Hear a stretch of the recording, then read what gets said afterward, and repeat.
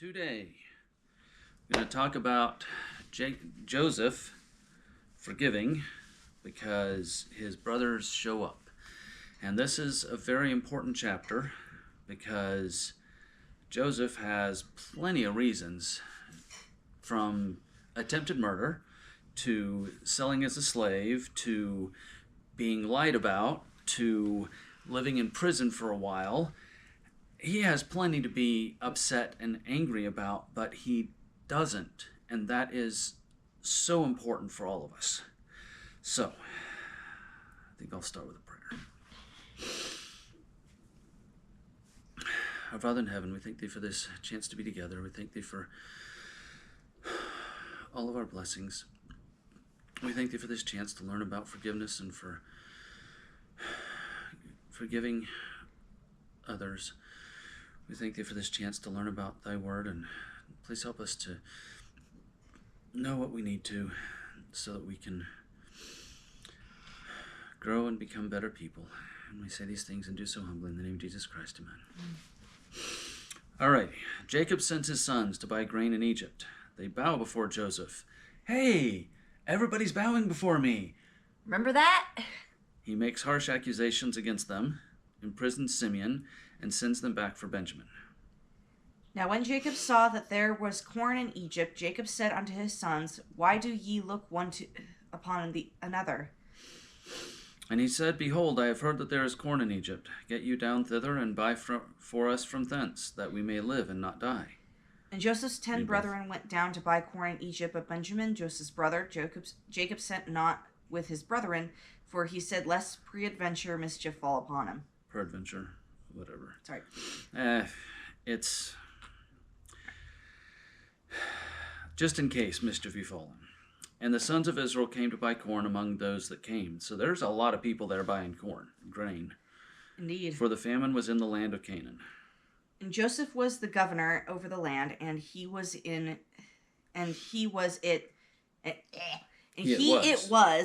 that sold to all the people of the land. Why was that so hard for me? Because you were expecting it to be the other way around. And Joseph's brethren came and bowed down themselves before him with their faces to the earth.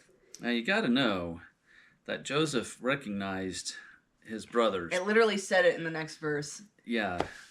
And Joseph saw his brethren, and he knew them, but made himself strange unto them, and spake roughly unto them. And he said unto them, Whence come ye? And they said, From the land of Canaan to buy food. And so he's sitting there going, oh, this could be interesting. You could do the next one too. And he has to be speaking to them in Egyptian and using a translator so that they don't know. Yep. And Joseph knew his brethren, but they knew him not. And Joseph remembered the dreams which he dreamed of them, and said unto them, Ye are spies, to see the nakedness of the land ye are come. And they said unto him, Nay, my lord, but to buy food are thy servants come. We are all one man's sons, we are true men, thy servants are no spies. And he said unto them, Nay, but to see the nakedness of the land ye are come. And they said, Thy servants are 12 brethren, the sons of one man in the land of Canaan, and behold, the youngest is this day with our father, and one is not. Interesting. They didn't know. Well, they didn't know anything about Joseph being alive, and they figured that he would have died as a slave, or been somewhere else. So, wow. Nothing important. Yeah. We can't find him. We don't know where he is, and so forth. And Joseph said unto them, That is it that I spake unto you, saying, Ye are spies. Hereby ye shall be proved. By the life of Pharaoh ye shall not go forth hence, except your youngest brother come hither. So send somebody back to get your youngest brother, because you're saying there's 12 of you, and there's 11 alive. Where's the 11th? I don't believe you. There's only 10. Right. Send one of you, and let him fetch your brother, and ye shall be kept in prison, that your words may be proved, whether there be any truth in you, or else by the life of Pharaoh surely ye are spies. And he put them all together into ward 3 days, and Joseph said unto them, For the third day, this do and live, for I fear God. Interesting. He's dropping a hint here that he's not a Egyptian god person. He's a Elohim God person.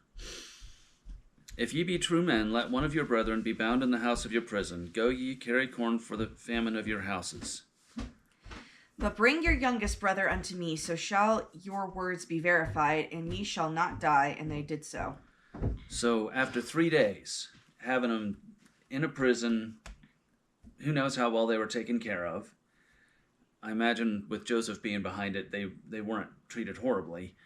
But Still in prison. Yeah. He comes to him and says, I've thought about this. Leave one person and go get your youngest brother. But the next time, if you come back without your youngest brother, you're going to have problems.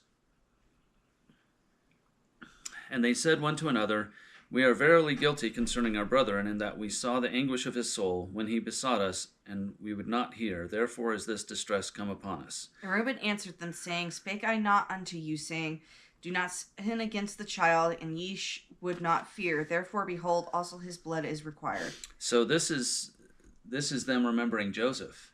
They're still guilty about it. After all this time. Yeah, they still have, oh dear, what did we do? And, think of how Dad responded, and oh man, we are in so much trouble. And how he's probably guarding Benjamin very closely. Oh yeah, that's why Benjamin isn't with them. And they knew not that Joseph understood them, for he spake unto them by an interpreter. So you were right. Yeah, again, this is right in front of Joseph, and he's like, okay, they're sorry. This is good sign. Okay, so... And he turned himself about from them and wept, and returned to them again, and communed with them, and took them from them Simeon, and bound him before their eyes. And Joseph commanded to fill their sacks with corn, and to restore every man's money into his sack, and to give them provision for the way, and thus did he unto them. So...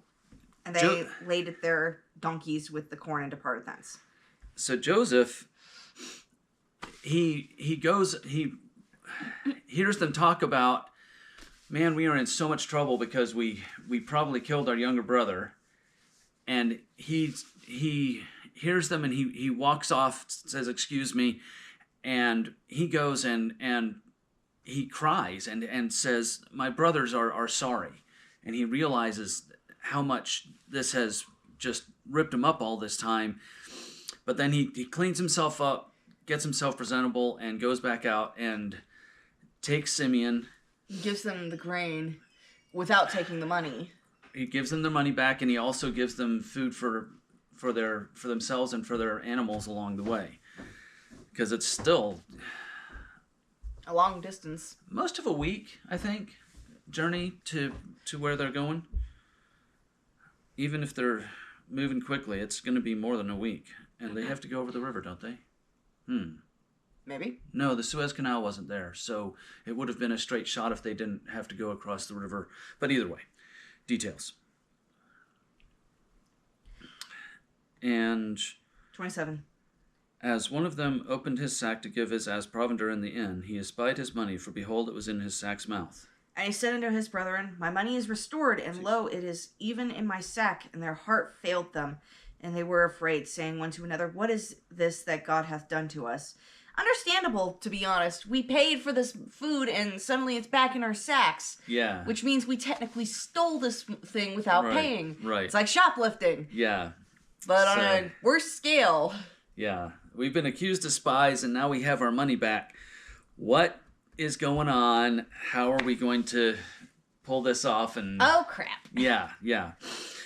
And they came unto Jacob their father unto the land of Canaan, and told him all that befell unto them, saying, The man who is the Lord of the land spake roughly to us, and took us for spies of the country. And we said unto him, We are true men, we are no spies.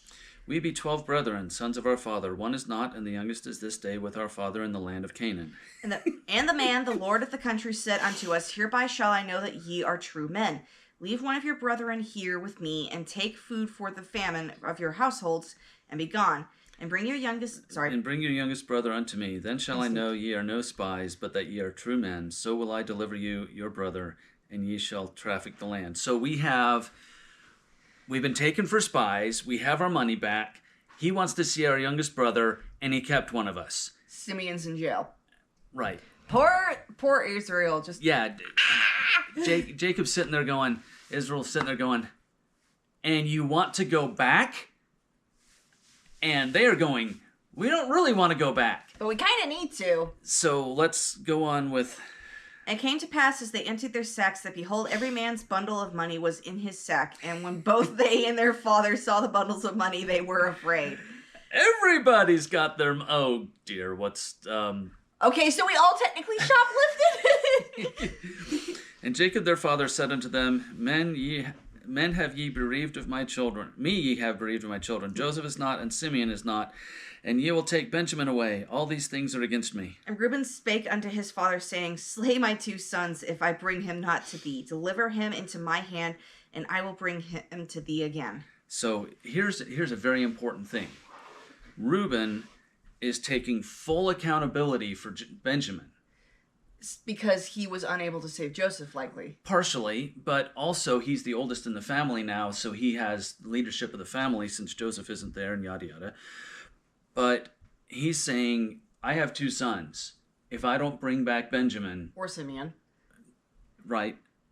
Then you can kill my 2 sons, because I am worthless to everyone if I don't bring back all of the family. So remember that for next chapter, because... That explains the reaction a lot more. Yeah. It's not just to preserve the family. It's, right. It's, oh crap, I'm screwed. Yep.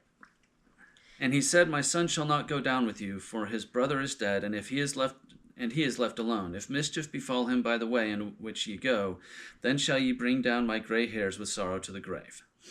I can only imagine how much he's hurting. Dude, this is setting up so much tension with all of the brothers and with Jacob Israel to be, do we really want to be here? Do we really want to do this? We kind of have to, because we're going to starve and die if we don't. Right. And in the next chapter, they wait until they're out of food.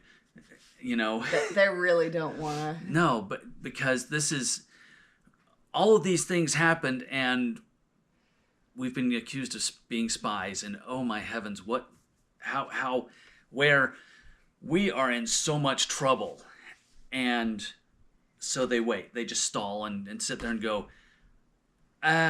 maybe not today, but it sets it up for such an amazing reveal and in the next chapter. Yeah, it really is. So it would be like our family reunions, just on a more important scale. Well, in this case, it saved many nations. So, true enough. Tomorrow we get to talk about Joseph and the reveal. Indeed. See you then.